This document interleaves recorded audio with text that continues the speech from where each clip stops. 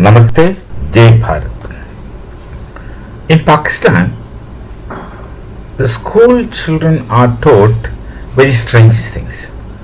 Oftentimes, they have nothing really to do with reality. No, that happens like that for a long time. Still continue. One of the narrative in the history, school level, is that I speak in Urdu then.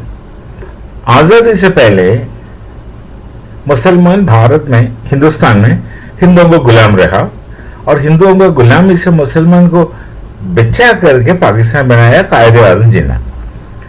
This is the kind of history which they are getting taught. Now, once things are taught in the school continuously, such things become realities for the children. They believe that. And in a way, both in the madrasas and schools. Madrasas are more important in Pakistan than schools. They teach the Hindu hatred, nafrat. They keep teaching, fine. But if you really do reading on Jinnah, honestly, rather impartial reading on Jinnah, you will know that this Gujarati Jinnah from Junagadh did not want a Pakistan. Many examples, instances are there. Please, you can look for history. Possibly this unbiased kind of history. Now, there is something in Pakistan that happens. There is a study on Iqbaliyat. That's also, I think it's compulsory in schools or maybe in higher levels. Now, Iqbaliyat is a studies on Muhammad Iqbal. And this one narrative, one expression I came across from someone, that if you prepare a bibliography on studies done on Muhammad Iqbal, then that list of such studies would run into thousands of page volume. So much of work has been done. And what really happens is, vast majority of this work has nothing really to do with the objectivity or reality.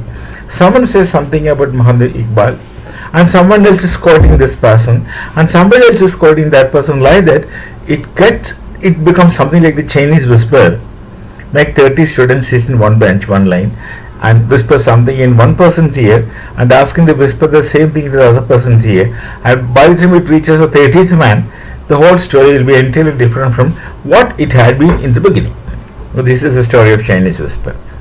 I don't know who named it as Chinese whisper, but this is what people play in schools younger days. I don't know if the children still do play such games. So this is what happens in the Iqbal studies in Pakistan.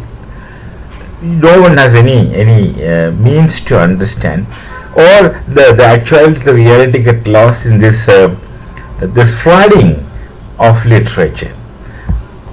Similar kind of thing is with Jinnah also. But as I understand, Jinnah never wanted a Pakistan in this form. In fact, he never wanted a Pakistan, and until I think 1944 Lahore Declaration, if I'm right, I might forget the date. Until the Lahore Declaration, Jinnah even never said the term or spoke the word Pakistan at all. He never spoke. This another another incident. There is one person called as Mia Kifayat Ali Khan. He was in the police department of Punjab, and I think his father also was in the police department. Something because of his the untimely death of his father, this man gets the job. I think so, or some other government officer. This Kifayat Ali Khan, and he was very interested in writing, and he used to write. But since the government, I don't know, it's in the police or somewhere, I'm not very sure. But Kifayat Ali Khan, since he was a government servant, he was scared, or he had restrictions. There are restrictions for government employees to make publications. So he was writing. Kifayat Ali Khan was writing under a assumed name A Punjabi, and he wrote a book. A Punjabi wrote a book, Pakistan. Then that time our Mandot, the Nawab of Mandot, somehow was known to him, and Nawab of Mandos promised that I'll publish your book. And the manuscript was sent to Nawab of Mandod, and Nawab of Mandos wanted Muhammad Jinnah to read that book and give an opinion, because what are Gujaratis.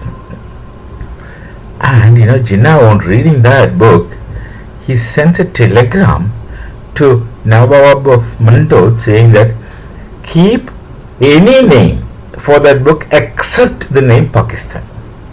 So he did not really like the term Pakistan. Maybe because it's originated from Hoshiarpur, that Rahmat Ali, who coined the expression Pakistan. Whatever maybe the reason, he never liked. The real political reason for Jinnah not to imagine a separate Pakistan is that he knew that these people have no unity. It's a dream of Iqbal. In his Allahabad presidential address only, he talks more about Islam as a unity, Islam as a politics, etc., very philosophically, because he studied philosophy. So he spoke very philosophically, fine. But Muhammad Ali Jinnah knew that these people have so much of differences among themselves, and if you put them together as a nation, then they are not going to exist, they are not going to coexist. He understood that. But then he wanted the Muslims to get maximum from by staying within Bharat. He did not want a separate nation, he didn't want a partition. Though in Pakistan people will not believe this, but let them read, let them study, they will understand. They will understand. So Jinnah never supported Pakistan as separate. He wanted Muslims to stay in Bharat and get maximum benefit from the nation by way of reservations of all kinds, including seats reserved in parliament, etc., etc. That was his original plan. And the other people, maybe it's a foreign committee, or maybe the Muslim League, or maybe whatever organization they had. They had many two-nation theory proposals, including the one from Latif. There's also Latif scheme. Latif from Hyderabad, South Bharat, Deccan, Hyderabad. Deccan means Dakshin. From Dakshin the term comes Deccan. That's how the language which they speak in Hyderabad is called as Deccan Urdu, Dakshin Urdu. They just speak with a particular kind of Hindi they speak. But then that Muslims call it as Urdu. Hindi, Muslim calls it as Urdu. And they write also in Persian script.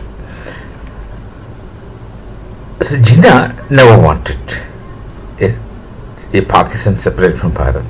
Anyway, it all happened. And it's only in the Lahore Declaration Jinnah first time uses the name Pakistan. That too, if I remember what I read, that was long back, he never went for the morning session. He reluctantly went for the afternoon section and made a Pakistan demand and the Lahore Declaration, etc. And then very unwillingly he went and spoke all this and came back, didn't stay longer. He was not celebrating it. The point is, he was a visionary in that sense. He wanted to get maximum for the Muslims. He was very much in the interest of Muslims, not really for himself. Many others who came in Pakistan afterwards were working for in their own interests. So Pakistan became a reality. They separated from Bharat. They thought they have one great thing. They did not know that miseries only began. The problems only began. What Pakistan achieved after becoming separate from Bharat is in front of you, and it's for them to think. Like the things which they get taught in both madrasa and schools, if one start believing that, then of course there is no redemption. But if someone is trying to objectively search for things, they would understand the different side of the coin.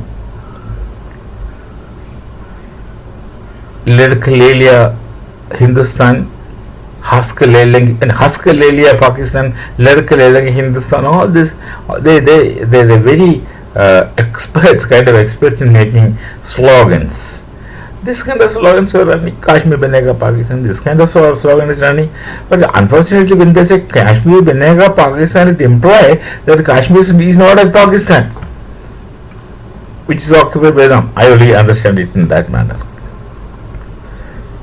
This, then, I come to call it as a semblance of mistake, Pakistan. Multiple differences, they can't coexist in one line. That's it. No need to explain, no need to speak anything more.